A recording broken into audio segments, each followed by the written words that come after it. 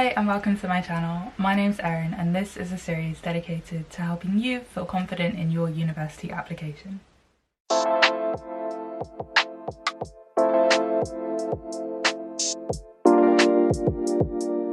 In this video, I'll take you step by step through how to write your personal statement, as well as explain what a personal statement is and why it's so important. As always, I've got timestamps below, so feel free to just skip to whichever part is most helpful for you. Personal statements are essentially short personal essays where you showcase why you're suited to a course.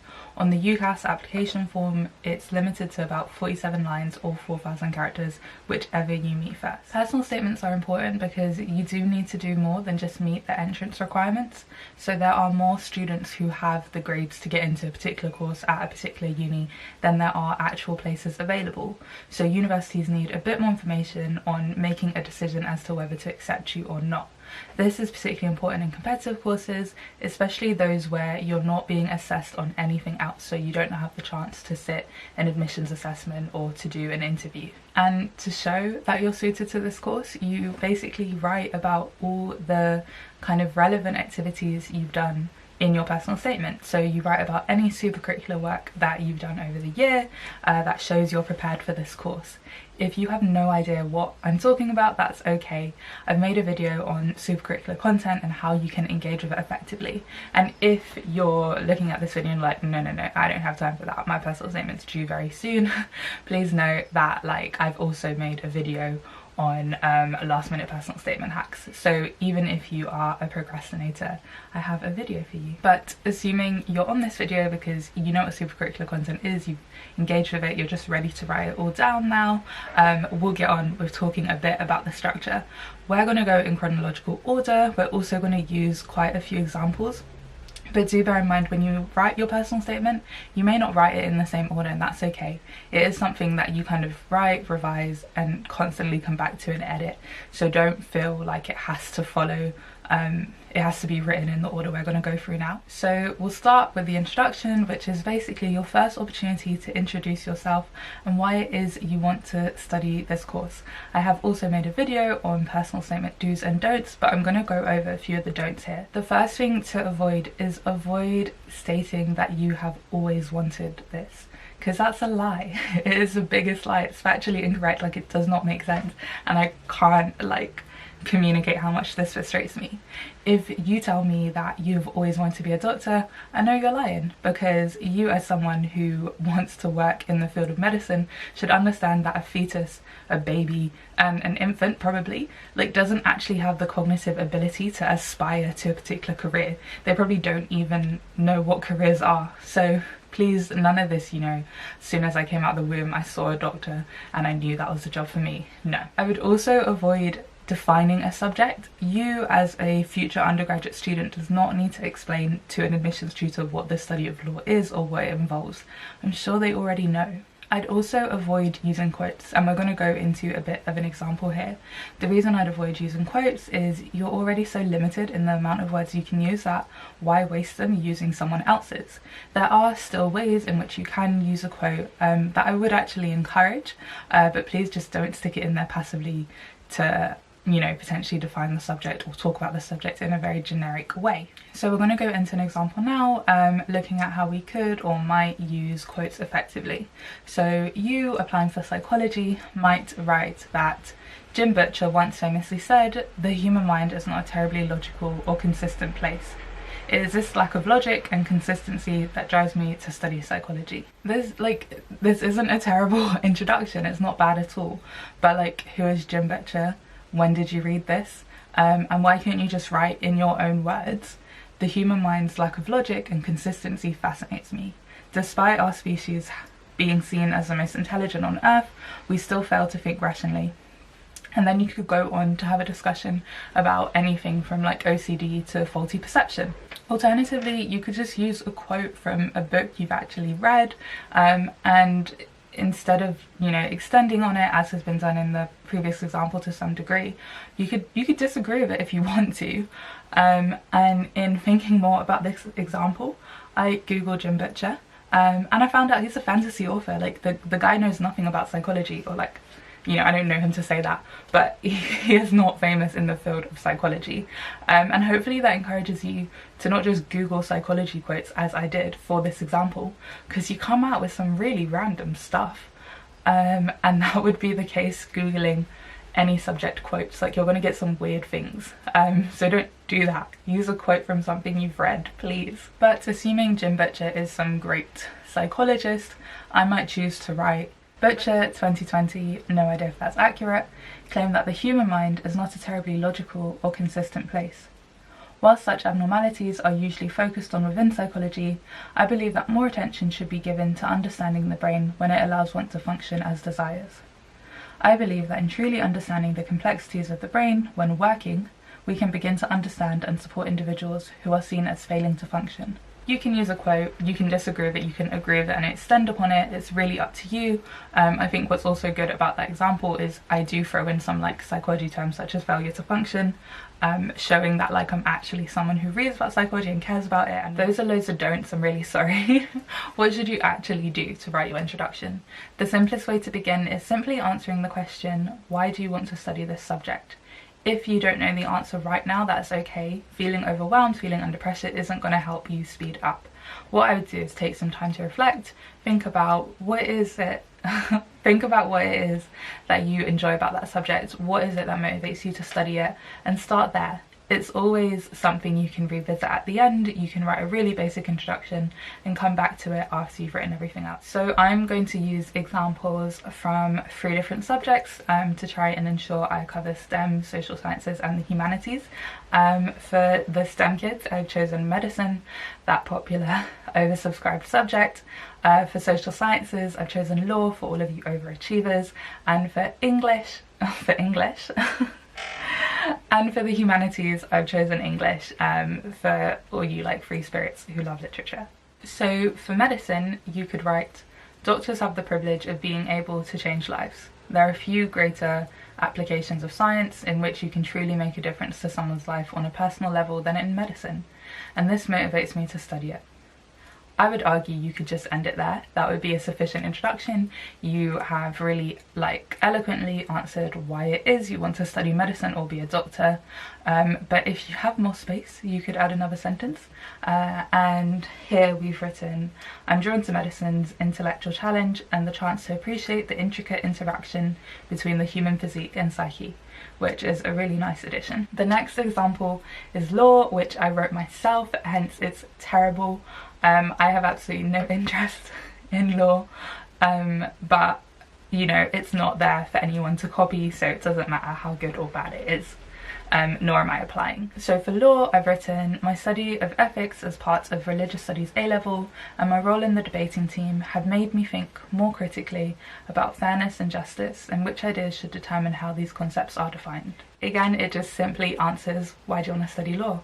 Well, I want to study it because I have these 2 experiences and they've made me think more about it. It is as simple as that. And then for English, I've written, to me, literature has always been a means for exploration and learning. Through reading, I've been able to consider issues I would have never encountered and have been taken on journeys that seem impossible. Despite their range of imaginary settings, the books I have read have always been able to teach me something about the world I live in. So those are 3 example introductions for you to take inspiration from. They don't have to be fancy, they don't have to be poetic, and they don't have to be as personal. If you don't have, you know, a near-death experience that's inspired you to be a doctor, that's absolutely fine. That's probably quite nice. If you haven't been super involved in law because, you know, you have the privilege of not having to go through a court, again, that's absolutely fine. You don't need to force a really deep, meaningful connection. It's actually okay if you just like the subject because you like it. In fact, that's a really good thing. It shows you like, you know, the cool parts and the not so cool parts. I would also say that in 2 of those examples, the subject of study hasn't actually been named. I haven't said I want to study English, I haven't said I want to study law. And you don't have to name the course if you don't want to. It's great if you're applying for the same course everywhere, but for some people who are maybe applying for a variety of courses, so maybe social policy at one university, social sciences at another, and human, social and political sciences at another, then yeah, you don't need to name your course. You just need to show your interest in the field more generally. And that can be the same for people who are applying for something like engineering at one place, civil engineering somewhere else. As I said, the introduction does not need to be too fancy, and remember, it's something you can revisit at the end. That was just us discussing the introduction. There's still quite a lot to get through, so if you need to pause, take a break, get a drink, go to a toilet, like, please do that now, because yeah, there's a lot to work through. So remember, your introduction, keep it simple, and you can always come back to it at the end. Now we're going to talk about the main body of the paragraph, and this is where you get to talk about all the fun, exciting stuff that you've done in preparation for your course. You're going to want around 2, 3, definitely no more than 4 of these main paragraphs, and they're going to be where you elaborate on all of the work you've done. I would really recommend following the what, so what, now what structure. This is very similar to the PEE, point, evidence, explain structure that you might have done in GCSE English if that's a subject you've taken. This structure, this what, so what, now what, is something I heard about through St George's London, St George's University of London, so like all credit goes to them. They encourage that prospective applicants use this when reflecting on their work experience in a healthcare setting, but I do think it can be applied to all supercurricular work more generally. So your first what is basically just a sentence. It's what did you do? You know, like what did you read? What did you listen to? What was the activity? Your second what is your so what, which is basically, okay, like you did this thing, but what did you learn from it? And then your final what, the now what, is the juiciest what's of them all. And this includes a host of questions. Such as, what are your thoughts on this? What are the wider implications of this? What does it mean for the field of whichever subject it is? Why does this matter? And finally, how does this make you better prepared to study the course? So we'll go through this using those 3 subject examples. So we'll start with medicine. You've got the first question, what? What did you do? By observing an MDT meeting on treatment for a patient with amyotrophic lateral sclerosis, I saw how important a scientific basis is in medicine and how each team member is central to the quality of care. So that is the activity. This person had some work experience, they attended a meeting, and this is what they saw. Please, if you're a scientist, don't make fun of my pronunciation of those words. And then, so what? Like, yeah, what did you learn? And this person has written, I was impressed by the deductive abstract powers of diagnosis. Seeing doctors place patients at ease after diagnosis through a simple smile made me realise the value of non-verbal communication. So that is a learning point. It's also adorable.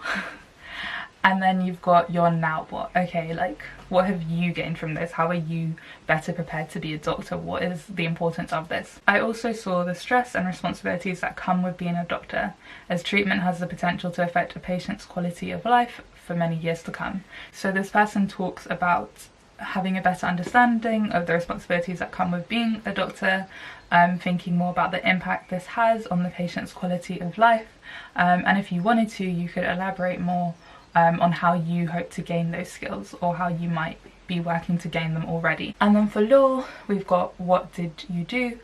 In my free time, I conducted research into criminal law and watched a lecture on the case of Re-A conjoined twins surgical separation.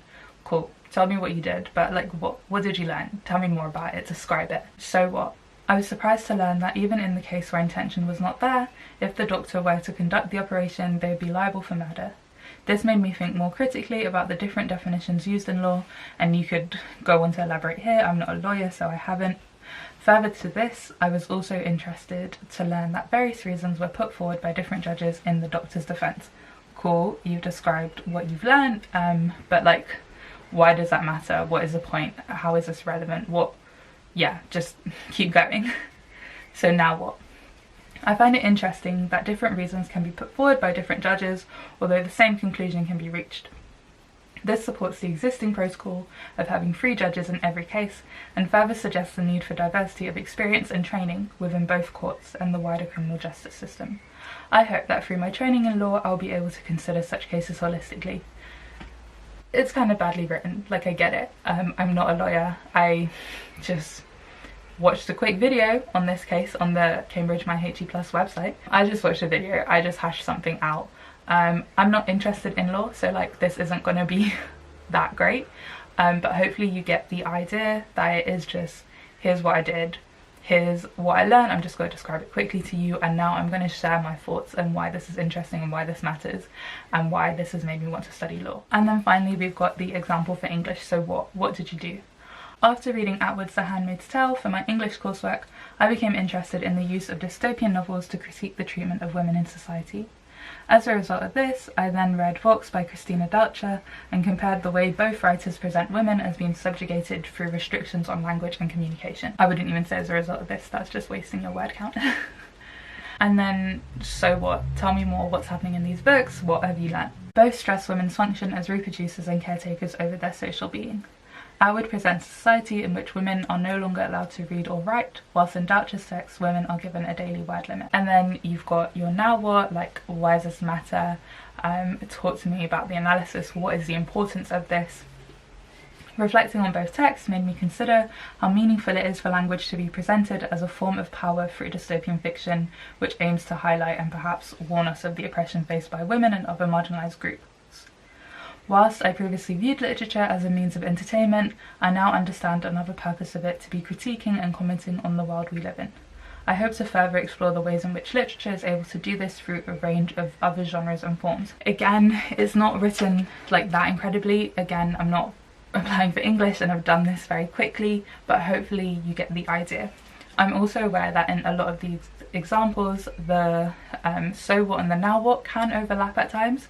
Please just use it as a way to kind of guide you to really extend and flesh out your points.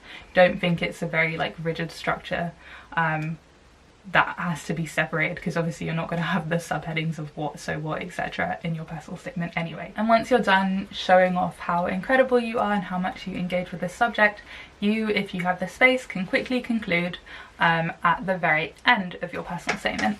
Not everyone has the room for a conclusion, so don't be discouraged if you can't fit one in, but do talk to your teacher or whoever's supporting you to think about whether there's anything earlier on in your personal statement that can be taken out to help you fit a conclusion in. I'd recommend using your conclusion as a space to talk a bit about any extracurricular activities. So these are activities that you do for fun and they have nothing to do with your course. I think that's a good time to do them because it shows that you do have a life beyond your subject and you do take a break every now and then. If you decide to write about your extracurricular activities, I would throw in a transferable skill just to make the most of everything you're talking about, and that can be anything from time management to leadership to just de-stressing more generally. So an example could be,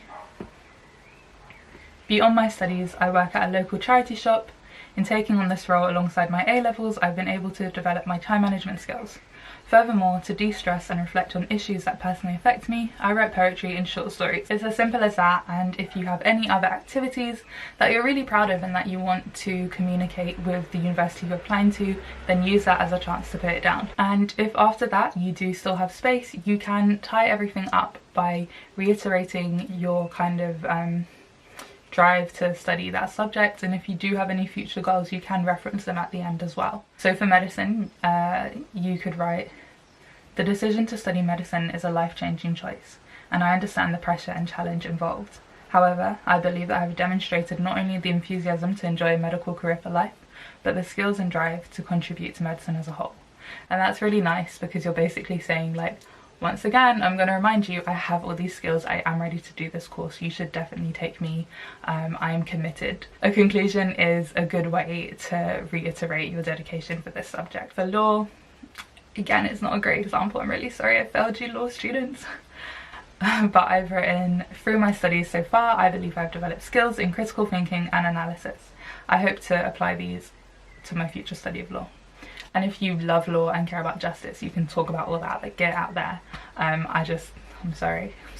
And then for English, I've written, "My exploration of literature so far has highlighted the range of meanings that can be found in a text. I look forward to finding new meanings in texts I have previously read, as well as texts I have yet to explore." Remember, conclusions aren't necessary, but they are a nice way to just tie everything up at the end if you have the space for it. This was such a long video, and annoyingly there's so many cars that keep driving past. So apologies for the sound quality.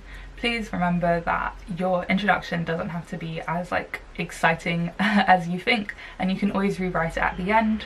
Please remember the what, so what, now what structure for your main paragraphs, and if you have room for a conclusion, put it in, tie everything up, but if you don't, please don't be discouraged. If you have any comments, questions, queries, video suggestions, please just drop them in the comment box and I'll be sure to reply.